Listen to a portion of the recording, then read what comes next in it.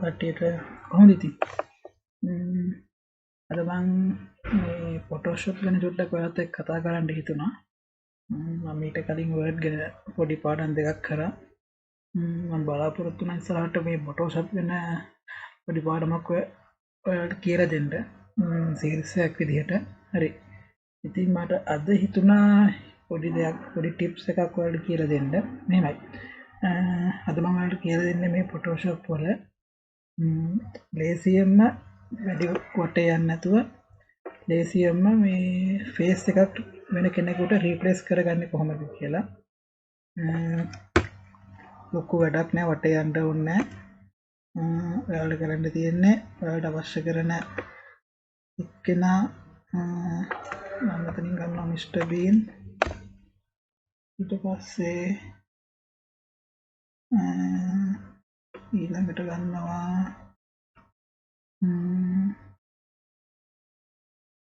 Superman.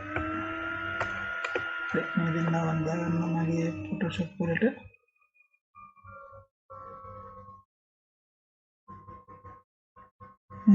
ඊළඟට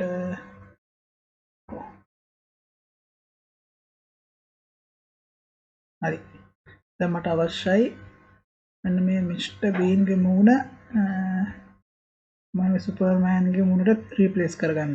එතකොට මම මොකද කරන්නේ?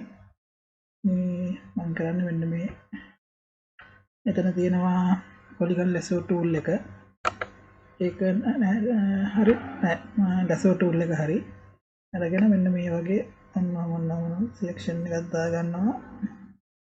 මෙන්න මේ මිස්ටර් බීන්ගේ මූණට. හරිද? මම දාගෙන පස්සේ මේක කොපි කරලා පේස්ට් කරනවා මෙන්න මේ සුපර්මෑන්ගේ මූණ උඩට. හරිද? ඊළඟට අපිට අවශ්‍ය කරන තැනට මෙන්න මෙහෙම තියා ගන්නවා. චුට්ටක් මේක මට යටට මේ සුපර්මෑන්ගේ කට එහෙම හරියට පේන්න ඕනේ හින්දා චුට්ටක් ඔපැසිටි එක අඩු කරගෙන මෙන්න මේ චුට්ට ඇඩ්ජස්ට් කරගන්නවා. පැති චුට්ටක් කොහොම පැති චුට්ටක් කොහොම ඔයාලට පේනවාද මෙන්න මේ කට එහෙම එතකොට කට ඇස් දෙක නහය එහෙම ගානට ෆික්ස් වෙනවා. හරි. ඊට පස්සේ ඇප්ලයි. ඊට පස්සේ මේ ඇසිට් එක මම කලින් ගානටම හදනවා. ඊට පස්සේ කීබෝඩ් එකේ කන්ට්‍රෝල් එක ඔබාගෙන මෙන්න මේ මිස්ටර් බීන්ගේ මූණ තියෙනවා නේද? මේක උඩ අන්නම ක්ලික් කරනවා. එතකොට ඔයාලට පේනවා ඇති මෙන්න මෙහෙම සිලෙක්ෂන් එකක් වැටෙනවා. එතකොට ඔයාලට කරන්න තියෙන්නේ select modify contrast. මේකට ගිහිල්ලා මේකෙන් 5ක් විතර දීලා ඕකේ කරන්න. හරිද? ඊළඟට මිස්ටර් බීන් සුපර්මෑන්ගේ ෆොටෝ එකට ඇවිල්ලා මෙතන තියෙන මේ ලොක් එක අයින් කරගන්න. අයින් කරලා ඔයාලට තියෙන්නේ ඊට පස්සේ කීබෝඩ් එකේ තියෙන delete එක ප්‍රෙස් කරන්න. හරිද? ඊට පස්සේ control එක ඔබාගෙන මෙන්න මේ layer දෙකම type කරන්න, click කරන්න. ඊට ඔන්න දෙකම select කරනවා. ඊට පස්සේ edit auto blend layers එකට යන්න.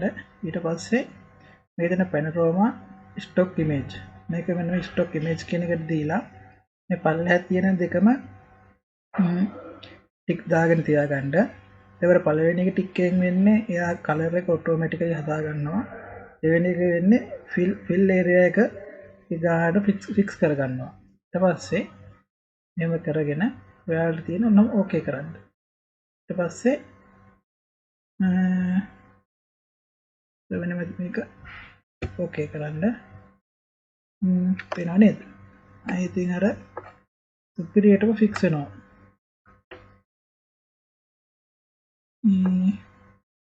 අර කලින් ආපු error message එක ආයේ මේ ෆොටෝ එකේ මේ පික්සල් වල අවුලක් හින්දා නැත්තම් ඔයාලා කරද්දී එහෙම මොකුත් error message එකක් එන්නේ ගානට ෆික්ස් වෙනවා. ඉතින් ඔන්න ඔච්චරයි වැඩේ. හරිම ලේසිනේ. මොකුත් වට යන්න ඕනේ නැහැ. කලර් හදන්න, අරව කරන්න, මේව කරන්න කිසි කතාවක් නැහැ. ඔන්න ඔක් කරගත්තා. ඔයාලට පුළුවන් ඕන ෆොටෝ එකක් ඕන එකක් ලස්සනට රීප්ලේස් කරගන්න. ඊට කන්ට්‍රෝල් D එක ගහන්න වෙනව නේද? දැන් අර ලස්සනටම රීප්ලේස් කරලා තියෙනවා.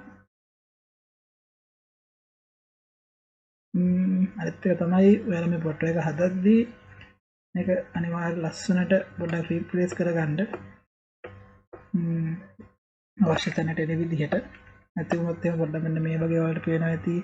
මෙන්න මේ උඩින් එහෙම චුට්ටක් එහෙට මෙහෙට වෙලා තියෙනවා. ඒ වෙන්නේ අර මම හරියටම රීප්ලේස් කරගත්තේ නැති හින්දා.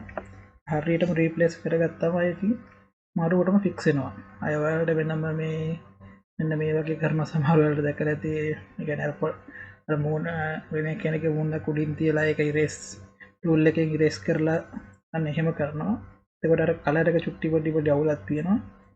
ඉතින් මේ එහෙම මුකුත් ඕනේ නැහැ. මෙන්න මෙහෙම කරාම ආයෙත් ගානට සෙට් වෙනවා.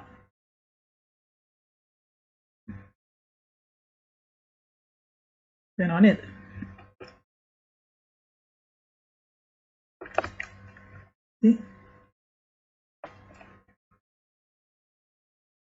ඉතින් ඔච්චරයි වැඩේ.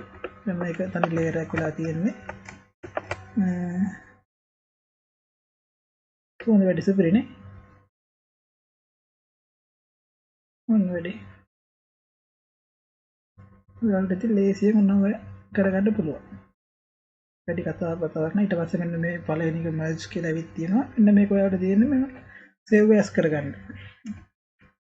save as කරගන්න ඕන ෆයිල් save as ඔයාලට මෙතනින් ෆෝමැට් එකක් තෝරන්න පුළුවන්. මම JPEG මම තෝරන්නේ. ඉතින් පාත් එකක් දීලා මෙතන save කරනවා. මම රීඩ් කරන්නම්. Facery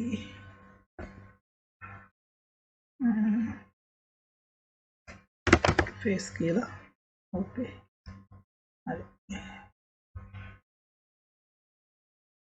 හරි තියෙනවා අර විදියට මෙන්න තියෙනම රීප්ලේස් කරගත්ත එක කොහොමද හොඳයි නේද එහෙනම් Photoshop ගැන සීරීස් එකක් මම ඉස්සරහට කරන්න ඔයාලට මේකට ආසයි නම් කමෙන්ට් එකක් දාන්න ලයික් එකක් දාන්න මගේ channel එක subscribe කරන්න එහෙනම් ඔක්කොටම bye bye අපි අද මේ වගේ පොඩි වැඩ ගැලවීම් හරියට හම්බෙමු